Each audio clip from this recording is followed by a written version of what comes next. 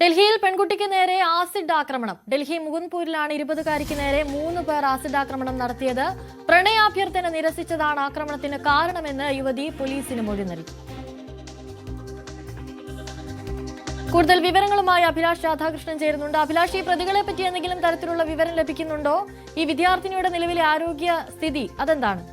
അനുശ്രീ, ഇന്നിപ്പോൾ വൈകുന്നേരമാണ് ഇത്തരത്തിലൊരു ഞെട്ടിക്കുന്ന ഒരു വാർത്ത വരുന്നത്. അതായത് 20 വയസ്സുള്ള ഒരു പെൺകുട്ടിക്ക് നേരെ 3 യുവാക്കൾ ചേർന്നുകൊണ്ട് ആസിഡ് ആക്രമണം നടത്തിയിരിക്കുന്നു എന്നുള്ളതാണ് ഡൽഹിയിൽ നിന്ന് വരുന്ന വാർത്ത. ഡൽഹിയിലെ മുകുന്ദ്പൂരിലാണ് ഇന്നിപ്പോൾ സംഭവം ഉണ്ടായിരിക്കുന്നത്. ലക്ഷ്മി ഭായി കോളേജിലെ 2ാം വർഷ BA വിദ്യാർത്ഥിനിയാണ് ഈ ആക്രമിക്കപ്പെട്ടത്. ഈ പെൺകുട്ടിയെ ഈ പ്രതികളിൽ ഒരാൾ നേരത്തെ പ്രണയാഭ്യർത്ഥന നടത്തിയിരുന്നു. അത് നിരസിക്കുന്നത് വഴി നേരത്തെ ഒരു 2 മാസങ്ങൾക്ക് മുമ്പ് ഈ പെൺകുട്ടിയും ആ യുവാവും തമ്മിൽ വലിയ വാക്കുതർക്കം ഉണ്ടാവുകയൊക്കെ ചെയ്തിരുന്നു.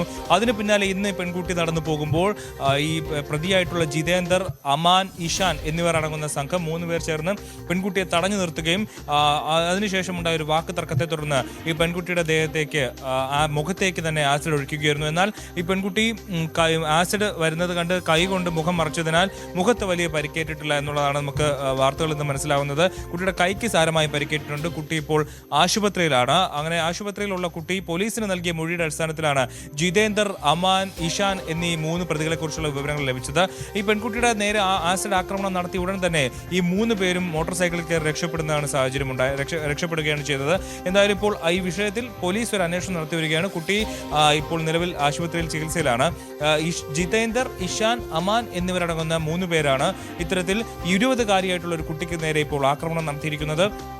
ഇരുവരെയും ഈ 3 പേരെയും പോലീസ് തെരഞ്ഞുകൊണ്ടിരിക്കുകയാണ്. ഇപ്പോൾ നിലവിൽ കുട്ടിയുടെ ആരോഗ്യസ്ഥിതി അത്ര മോശമല്ലാത്ത കുഴപ്പമില്ല എന്നുള്ളതാണ് മനസ്സിലാവുന്നത്.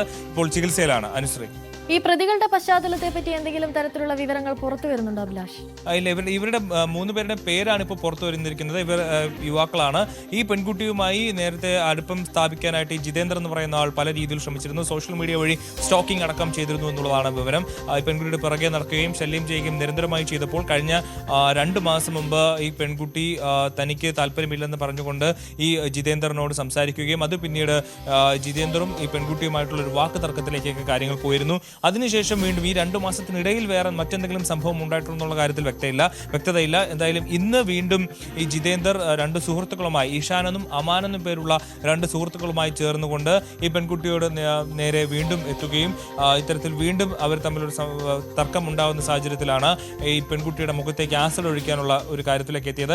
എന്തായാലും ഒരു കാര്യം വ്യക്തമാണ്, ഈ പെൺകുട്ടി എതിർക്കുമെന്നും എന്നാൽ എതിർക്കുന്ന പെൺകുട്ടിയെ ഇനി നല്ല രീതിയിൽ ജീവിക്കാൻ വിടണ്ട എന്നുള്ളൊരു ഗൂഢാലോചന അല്ലെങ്കിൽ നേരത്തെ തീരുമാനിച്ചുറപ്പിച്ചതെന്നുള്ള കാര്യം വ്യക്തമാണ്. അതുകൊണ്ടാണ് കയ്യിൽ ആസിഡും കരുതി തന്നെ പെൺകുട്ടിയെ കാണാൻ ഇവർ വന്നത്. പ്രതികളായിട്ടുള്ള ജിതേന്ദറും ഇഷാനും അമാനും ഇക്കാര്യത്തിൽ അമാൻ എന്ന് പറയുന്ന പയ്യനാണ്, യുവാവാണ് ഈ ആസിഡ് കയ്യിൽ വെച്ചിരുന്നത്. അത് ജിതേന്ദറിന് കൊടുക്കുകയായിരുന്നു. ജിതേന്ദറാണ് ഈ കുട്ടിയുടെ മുഖത്തേക്ക് ആസിഡ് ഒഴിക്കാൻ ശ്രമിച്ചത് എന്നുള്ളതാണ് ഇപ്പോൾ ലഭിക്കുന്ന വിവരം. ഇക്കാര്യത്തിൽ കൂടുതൽ വ്യക്തതകൾ മണിക്കൂറുകൾ വരേണ്ടതുണ്ട്. എന്തായാലും ഈ പെൺകുട്ടി 20-കാരിയായിട്ടുള്ള പെൺകുട്ടി പോലീസിന് നൽകിയ മൊഴിയുടെ അടിസ്ഥാനത്തിലാണ് പ്രതികളുടെ വിവരങ്ങൾ ഇപ്പോൾ ലഭിച്ചിരിക്കുന്നത്. അനുശ്രീ, ശരി.